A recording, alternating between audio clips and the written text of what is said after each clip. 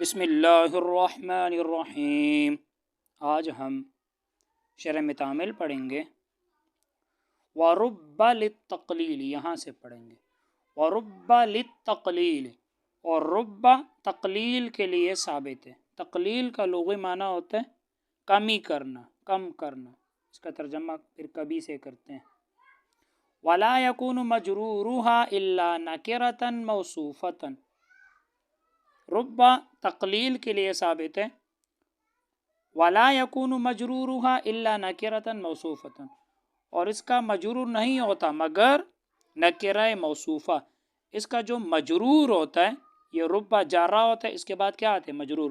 تو اس کا جو مجرور ہوتا ہے وہ نکرہ موصوفہ ہوتا ہے، اور آگے دوسرا لفظ آتا ہے جو اس کی صفت بیان کر دیتا ہے۔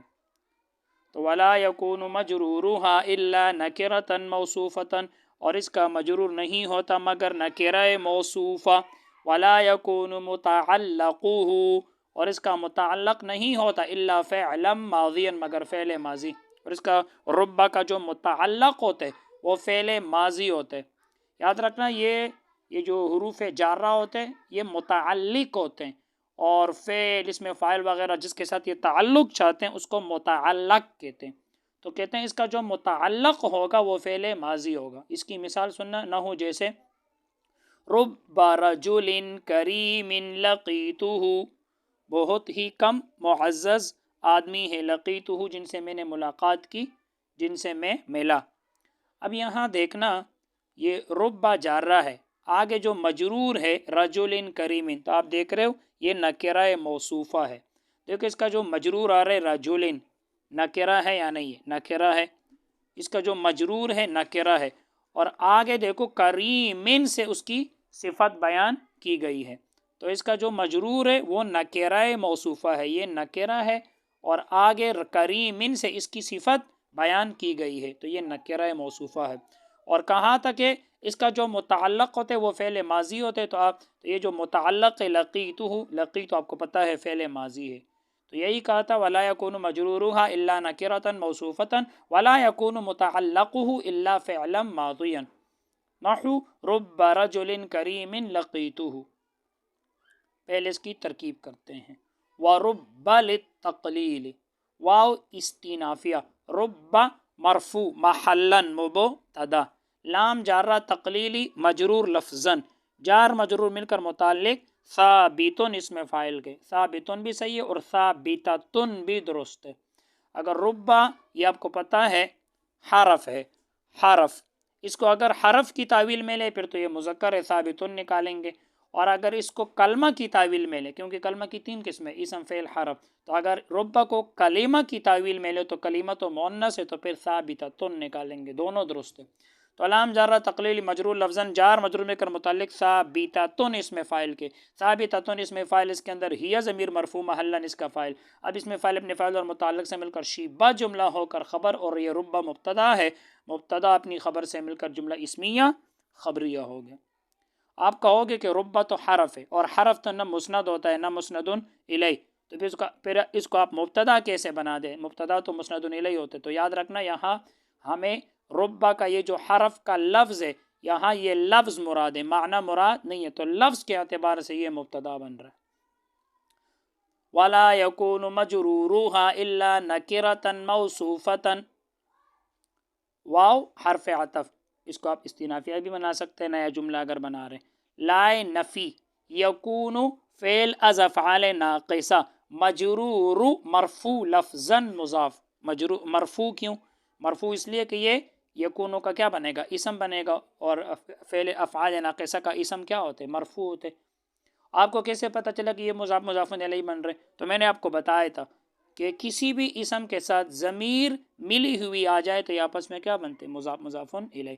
تو مجرور مرفوع لفظاً مضاف، یہ ہا ضمیر مجرور محلاً مضاف الیہ، مجرور کیوں؟ کیونکہ یہ مضاف الیہ ہے، اور مضاف الیہ کیا ہوتے؟ مجرور ہوتے۔ محلاً کیوں؟ محلاً اس لیے کہ یہ ہا ضمیر ہے، ضمیر مبنی ہوتے، مبنی کا اعراب محلی ہوتے۔ آپ کہو گے کہ مضاف الیہ تو مجرور ہوتے، اس کے نیچے زیر آتے، تو ہا کے نیچے تو زیر نہیں آ رہا، تو آپ کو پتہ ہے یہ مبنی ہے، اور مبنی بشد کے ماند برقرار ہو تو ہمیشہ ایک حالت پہ رہتا ہے۔ تو یہ مضاف مضاف الیہ مل کر یہ یکون فعل ناقص کا اسم، آگے الا حرف استثناء، نکرتن منصوب لفظاً موصوف، موصوفتن منصوب لفظاً صفت، موصوف صفت مل کر مستثنی مفرغ ہو کر یکون کی خبر۔ مستثنی مفرغ کس کو کہتے ہیں؟ جس کا مستثنی منہ مذکور نہ ہو۔ تو یہ مستثنی مفرغ ہو کر خبر ہو گیا کس کا؟ یکون فعل ناقص کا۔ اب یکون فعل ناقص اپنے اسم اور خبر سے مل کر جملہ فعلیہ خبریہ ہو گیا۔ ولا یکون متعلقہ الا فعلا ماضیا، تو واو حرف عطف، لا نفی، یکون فعل از افعال ناقصہ، متعلق مرفوع لفظاً مضاف، مرفوع کیوں؟ کیونکہ یکون کا اسم ہے، اس کا اسم مرفوع ہوتا ہے۔ مضاف کیسے پتہ چلا؟ ابھی آپ کو بتایا تھا کسی بھی اسم کے ساتھ ضمیر ملی ہوئی آ جائے تو آپس میں مضاف مضاف الیہ بنتے ہیں۔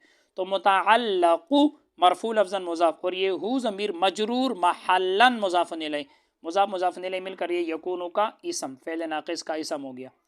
الا حرف استثناء، فعلا منصوب لفظاً موصوف، ماضیا منصوب لفظاً صفت۔ آپ کو کیسے پتہ چلا یہ موصوف صفت ہے؟ تو آپ دیکھ رہے ہو دو نکرے اکٹھے آ رہے، میں نے آپ کو بتایا تھا دو نکرے تین نکرے ایک ساتھ آ جائے تو یہ آپس میں کیا بنتے ہیں؟ موصوف صفت۔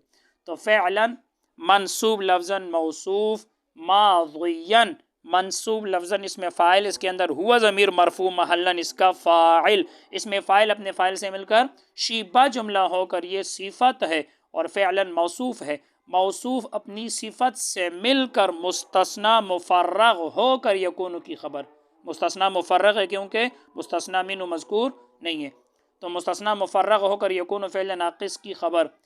اب یکون فعل ناقص اپنے اسم اور خبر سے مل کر جملہ فعلیہ خبریہ ہو گیا۔ نحو رب رجل کریم لقیتہ، یاد رکھنا یہ جو ربا کا لفظ ہے بعض علماء تو اس کو متعلق بناتے ہیں، بعض علماء، جبکہ بعض بڑے بڑے علماء وہ کہتے ہیں کہ ربا جو ہے یہ متعلق نہیں ہوتا۔ تو ہم اس جملے کی تین ترکیبیں کر لیتے ہیں، پہلے متعلق بنا لیتے ہیں پھر میں متعلق نہیں بناتے۔